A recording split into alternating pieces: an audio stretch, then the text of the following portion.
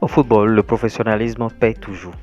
Vous voyez, beaucoup de footballeurs pensent que bon, je vais d'abord accéder au haut niveau avant d'être professionnel. Même au bas niveau déjà, tu peux déjà commencer par être professionnel. Ça va se rejaillir sur ta carrière. On a beaucoup de nos, bon, gamins ici, vous voyez leur manière même de s'habiller, même en Europe, tout ça, leur manière de s'habiller, c'est pas encore ça. Il y a même des footballeurs qui sont déjà au haut niveau, leur manière de s'habiller, c'est pas encore ça. Pour décrocher un gros contrat, tout ça peut faire partie, bien sûr, de ton ascension. Tu peux être en train de jouer dans un club de Ligue 2 en France et le Real Madrid te voit et t'appelle. Pour t'appeler, c'est pas seulement l'aspect football, l'aspect humain, tout ça là. Il y a aussi le professionnalisme. Comment le joueur arrive à se comporter, comment il est professionnel, comment il s'habille, comment il entretient bien sûr ses cheveux, comment il est présentable. Les clubs regardent ça avant de vous faire décrocher un gros contrat aussi. Ne pensez pas que c'est seulement monter sur le terrain et commencer par jouer. Bon, si je joue et je suis bon, ils vont me prendre, ça suffit déjà. Non, ça c'est avant. Aujourd'hui, ça ne suffit plus. Quand tu viens aux séances d'entraînement, tu viens avec combien de chaussures? Un footballeur qui aspire jouer au très haut niveau, un footballeur qui veut aller très loin, ne peut pas venir à une séance d'entraînement avec une seule chaussure. C'est impossible. C'est impossible. Maintenant, en t'entraînant, si l'autre chaussure te lâche par exemple maintenant, tu vas commencer par écarquiller les yeux, tu vas commencer par passer de chaussures à gauche et à droite. Cela voudra dire que tu n'es pas professionnel. Tu viens aux séances d'entraînement avec 2 à 3 chaussures. Quand l'autre te lâche, tu prends l'autre. Là, en voyant même le geste, ton entourage, les gens savent que ah, celui-là, il est vraiment professionnel. Il est ci, il est ça. Maintenant, la manière dont tu agences, bien sûr, le maillot, les bas avec la chaussure, comment tu te tiens, comment tu arranges tes effets. Est-ce que tu as mis tes effets dans un jacoto? Ou bien est-ce que tu as bien rangé tes effets dans un sac sportif? Les sacs sportifs, ça ne coûte rien. Tout ça, là, c'est le haut niveau, c'est le professionnalisme. Même si vous êtes au bas niveau, comportez-vous comme des pros. Les gens viendront vous chercher. Mais quand tu es au bas niveau, tu te comportes comme quelqu'un qui est au bas niveau. Non, soyez professionnel dans la tête. Maintenant, on dit séance d'entraînement à 7 heures. Le professionnel ne veut pas quitter la maison à 6h30 ou bien à 6h45. Non. Le professionnel, il est là 1 heure avant la séance. La séance est à 7 heures. Au plus tard, à 6 heures, tu es déjà là. 1 heure avant, au plus tard. Ça veut dire que tu peux être même là à 5 heures. La séance est à 7 heures, tu es là au plus tard à 6 heures. Tu es là au plus tard 1 heure avant.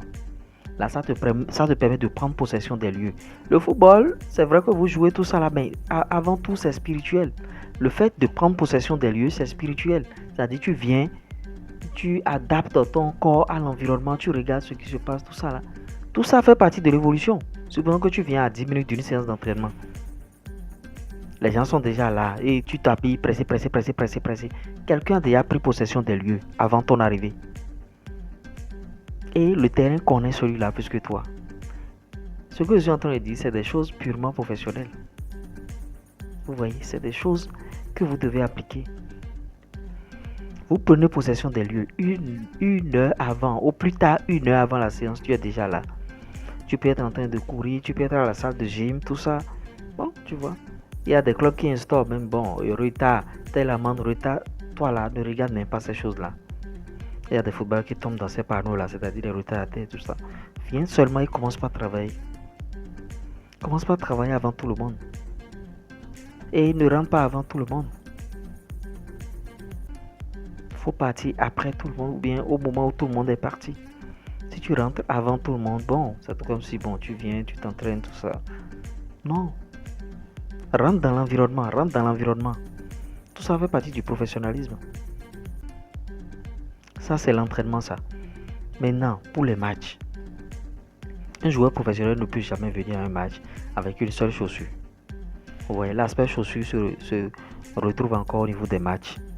Tu viens en match avec une chaussure. Et si la chaussure te lâche, comment tu vas faire? Comment tu vas faire? Tu viens minimum avec 2 chaussures. Minimum avec 2 chaussures à la séance d'entraînement.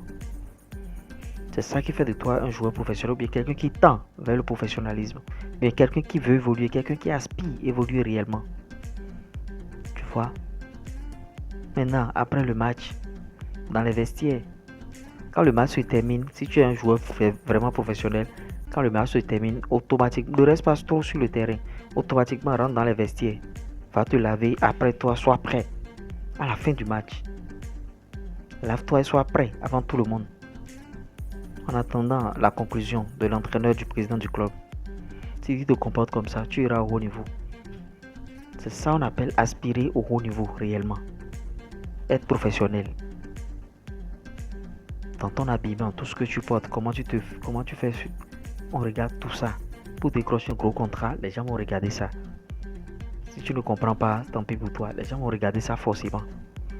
Donc ceux qui jouent depuis en 3e division ou bien en 4e division, qui n'ont jamais de contrat et qui se posent la question, ah pourquoi je n'ai jamais de contrat? Celui qui est venu hier a de contrat, peut-être que tu n'as pas corrigé l'aspect là.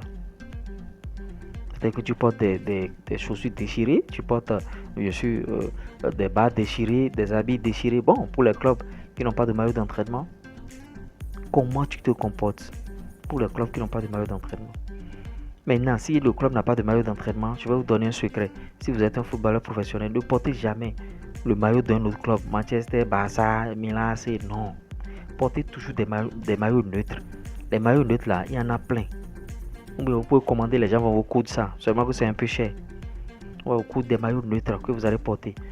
Et le secret que je vous donne pour les clubs qui n'ont pas de maillot d'entraînement, portez un maillot neutre ayant toujours votre numéro derrière, votre numéro de prédilection. Et ne changez pas ce numéro là.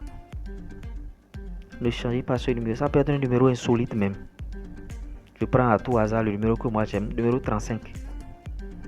Tu fais des maillots neutres, tu mets 35 derrière. Et c'est ça que tu portes toujours. L'autre conseil, portez aussi des maillots complets.